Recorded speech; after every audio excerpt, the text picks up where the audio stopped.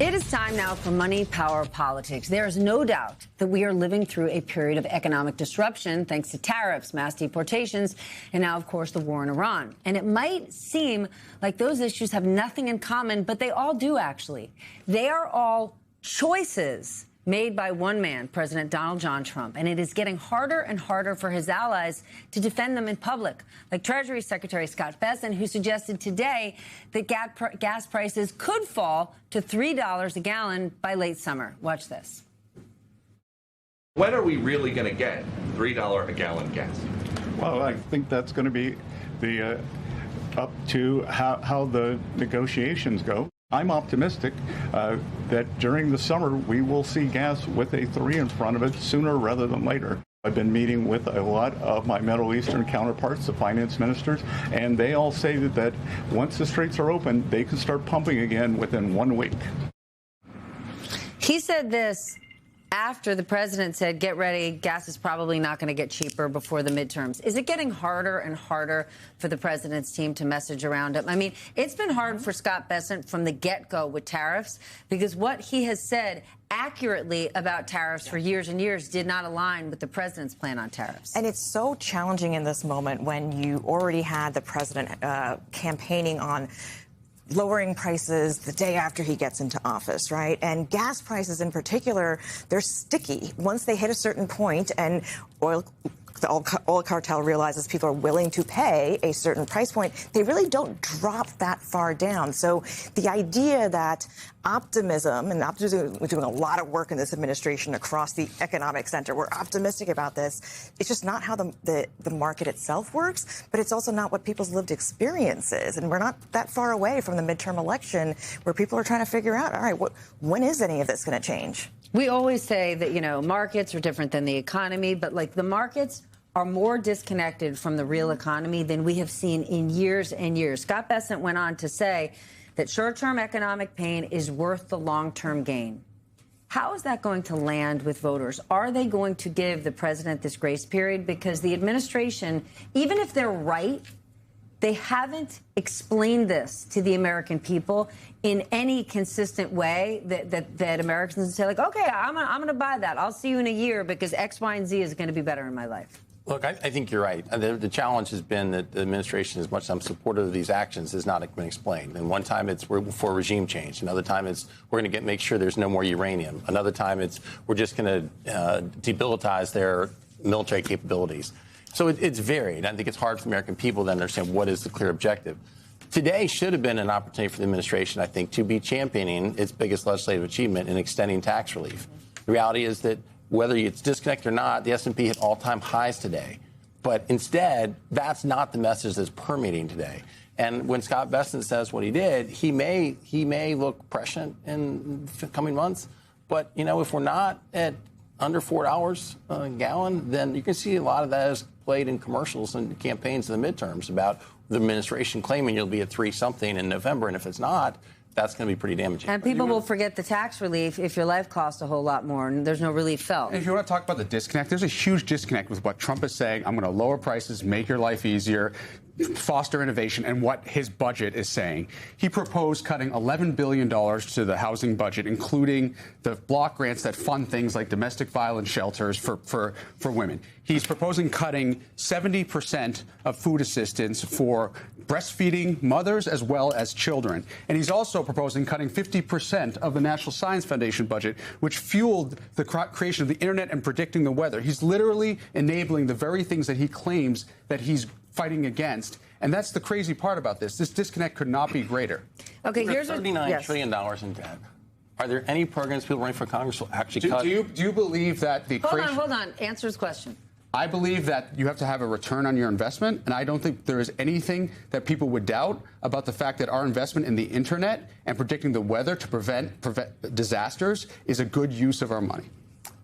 Do you disagree? Nobody is proposing anything that actually we're going to cut. We're $39 trillion, and we're growing more rapidly than ever before. Do you agree? I'm not. There's a lot to everything. There's a lot of programs that sound good, Dan. There's a lot of programs you say, hey, boy, it hurts to take that away from people. But nobody's actually saying, what are we going to do to actually bring down the deficits? What are we going to do to actually control debt? Let me answer the question. I think that's a load of crap when he's giving the biggest tax cuts in the history of the United States to the richest people and allowing people to write off their private jets. All right, we're going to move on from this.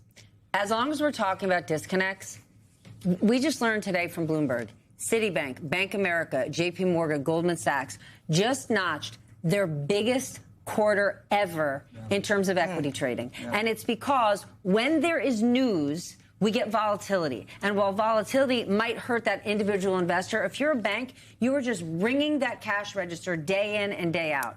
Are we going to see an issue in terms of that K-shaped economy and the rubber hitting the road where people are worried about the cost of health care, the cost of gas, and you've got people at the top end absolutely, no pun intended, killing it? Yeah, I think you're right. I think a lot of everyday people might be happy their 401ks go up fine, but they're trying to get through the day, right? And inflation is actually now larger, higher, faster than it was when Trump took over, 3.3% instead of 3%. That's not super high, but it's not nothing either. And I think that the price of oil, the price of housing, the price of health care all are contributing to that. And there's the joblessness of this economy is fascinating, right? Last year, basically, the job growth kind of fell off the cliff there down to really a few tens of thousands of new jobs compared to where it had been a year earlier, even though unemployment seems to be relatively steady. Are people able to find the jobs they want? Are they able to find jobs that pay them what they want? Or are they looking for, especially young people? My son's about to graduate college. You've got a young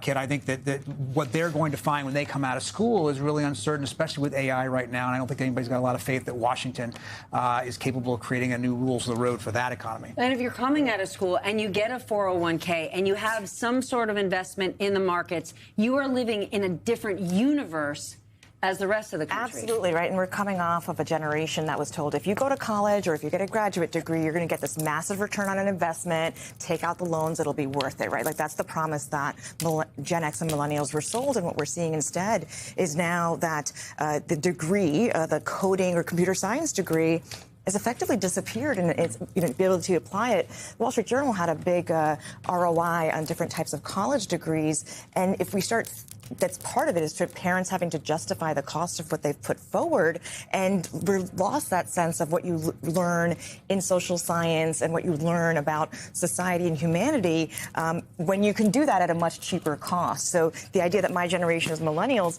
can't afford to buy houses is because of some of the market forces, and you have how the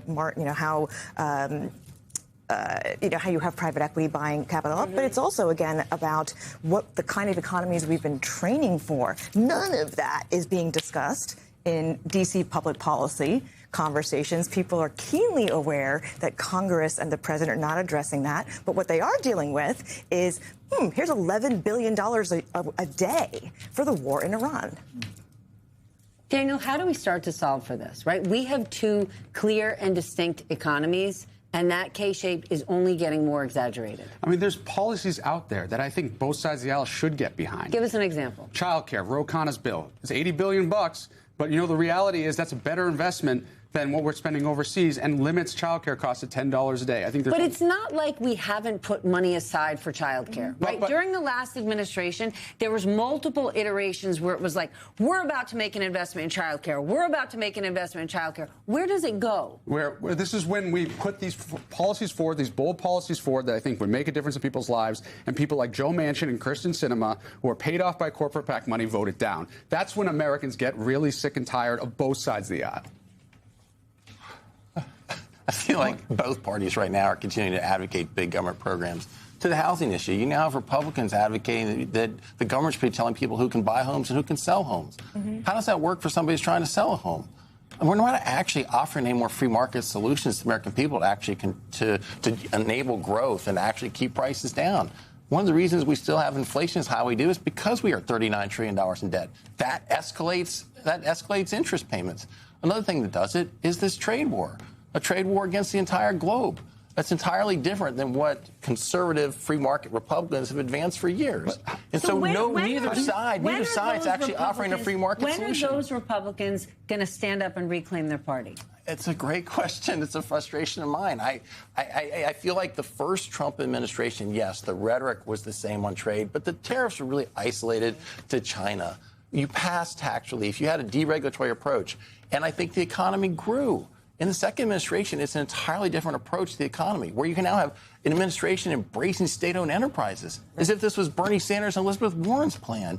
You got the Trump administration advocating we're going to have the government tell you how we're going to cap credit card rates. These are policies that the left has been championing for years that now Republican administration is putting forward. So why don't we hear from Republican lawmakers on this? And you're saying, well, it's because, hold on. And you're saying it's because Donald Trump is in office. If these Republican lawmakers need to get elected again, don't they need to listen to their voters? Because what you just laid out is what we hear from lots and lots of voters. That's the kind of government they're looking for. They just don't have a lawmaker that represents that. Right now, the president has enormous control of the party, and they worry about a primary.